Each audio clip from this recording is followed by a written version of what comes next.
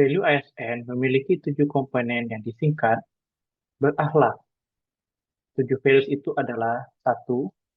Orientasi pelayanan, 2. Akuntabel, 3. Kompeten, 4. Harmonis, 5. Loyal, 6. Adaptif, dan 7. Kolaboratif. Penjelasan dan contoh visualisasi tiap value dapat ditonton pada cuplikan video berikut ini.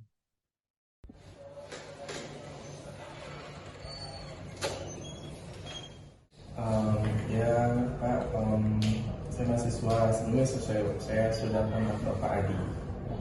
Jadi tentang apa ini? Lana ya?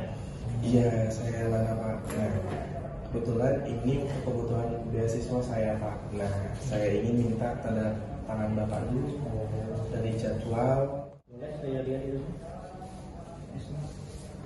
Saya cek dulu ya. Baik Pak. Oke, udah benar. Nah, tanda tangan dulu. Oke.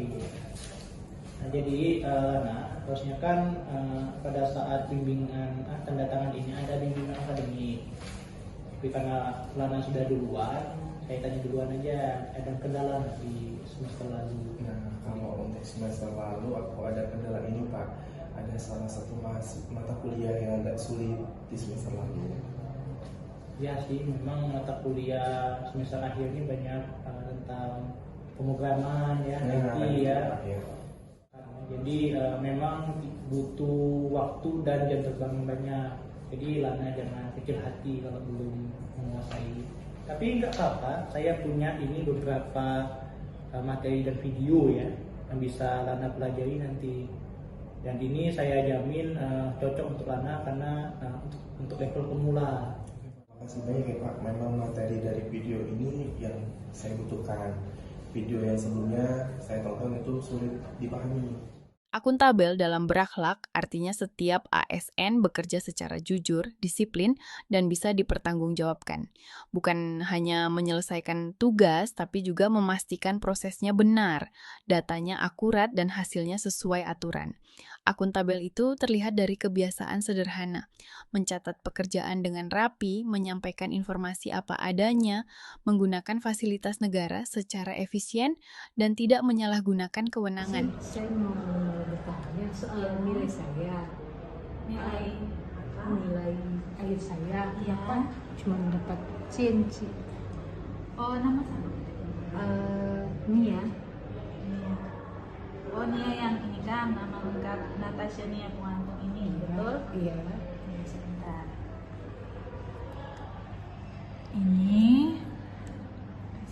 Nah, seperti yang sudah Enci share di grup juga kan, di grup ada kan? Enci sudah share hasil nilai akhir. Ini boleh lihat sama-sama. Ini kan Nia waktu itu sesuai kontrak perkuliahan untuk rubrik penilaian kan seperti Enci sudah jelaskan, kuis itu 10%, kemudian tugas, total tugas juga nih cuma dapat 73, jadi dapat poin 15. Kemudian UTS ini sangat rendah nih ya kemarin, dia cuma dapat 57, jadi bobotnya itu 30% dari 57 ini dia cuma dapat 17. Kemudian untuk proyek akhir yang UAS, ini Nia cuma berhasil dapat 70 berdasarkan proyek yang sudah Nia buat. Jadi poinnya juga atau bobotnya itu cuma 28.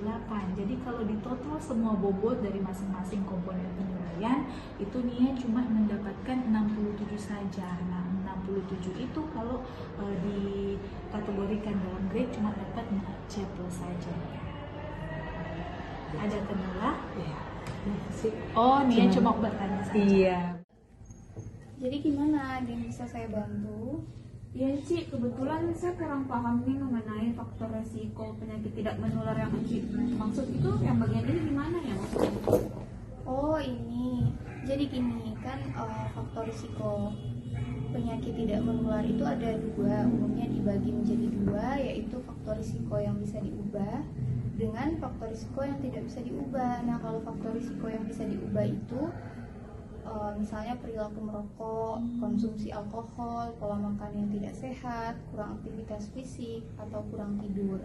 Kalau faktor risiko yang tidak bisa diubah itu misalnya kayak usia, jenis kelamin, atau genetik. Jadi kalau usia itu kan risikonya meningkat seiring bertambahnya umur. Kalau jenis kelamin itu ada beberapa penyakit tidak menular yang umumnya atau lebih dominan itu terjadi pada laki-laki daripada perempuan. Seperti itu.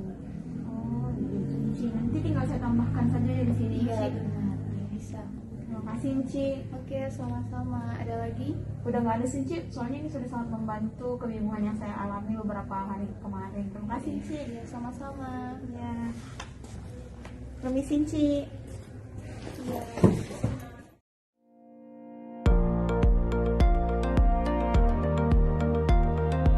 Kampus adalah rumah bagi ribuan kepala dengan latar belakang yang berbeda.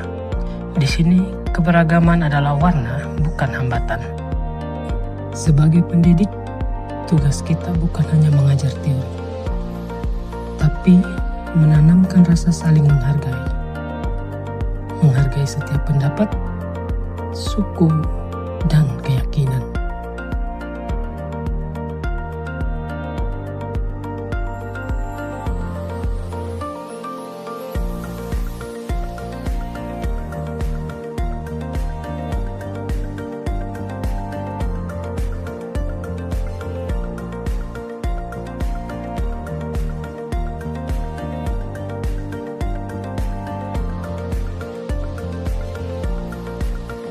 Harmonis dimulai dari telinga yang mau mendengar dan hati yang peduli.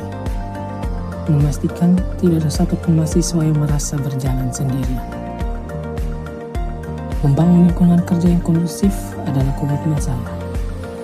Karena dalam harmoni, transformasi pendidikan akan lebih mudah kita capai. Loyalitas bukan sekedar tentang durasi kerja, tapi tentang dedikasi yang tak kunjung padam bagi kemajuan institusi. Taat pada aturan dan mengutamakan kepentingan bangsa serta instansi di atas kepentingan pribadi, itulah wujud pengabdian tanpa pamrih.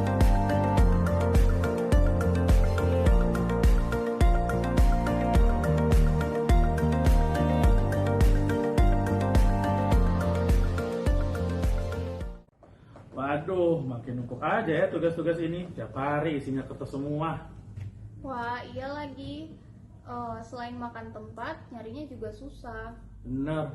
Tapi mau gimana lagi? Dari dulunya kan kumpulnya selalu manual. Nah, itu sebenarnya kita ada sih cara yang lebih adaptif. Adaptif? Gimana maksudnya? Jadi gini loh, Mer. Misalnya pengumpulan tugas berbasis QR Code. Jadi mahasiswa tinggal scan dan kumpul tugasnya secara digital. Oh, iya juga ya. Jadi nggak perlu cetak-cetak kertas lagi. Betul, jadi cara ini tuh lebih efisien, hemat waktu, dan datanya juga tersusun rapi. Dan ini juga sejalan dengan core value ASN yang poin adaptif. Jadi kita siap untuk menghadapi perubahan. Setuju. Kita harus bisa menyesuaikan dengan perkembangan teknologi.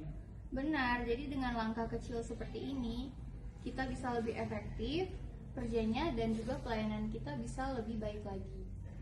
Siap, yuk kita coba terapkan mulai dari kegiatan kita sendiri. Kolaboratif dalam berakhlak artinya ASN mampu bekerja sama lintas budaya, lintas unit, bahkan lintas instansi untuk mencapai tujuan bersama. Bukan merasa paling benar atau jalan sendiri, tapi memberi ruang pihak lain untuk berkontribusi, saling melengkapi, dan berbagi sumber daya. Kolaboratif juga berarti komunikasi jelas, terbuka terhadap masukan, dan fokus pada solusi, bukan ego. Dalam persiapan akreditasi Prodi, saya bekerja secara kolaboratif lintas unit, agar bukti akreditasi terkumpul rapi dan cepat.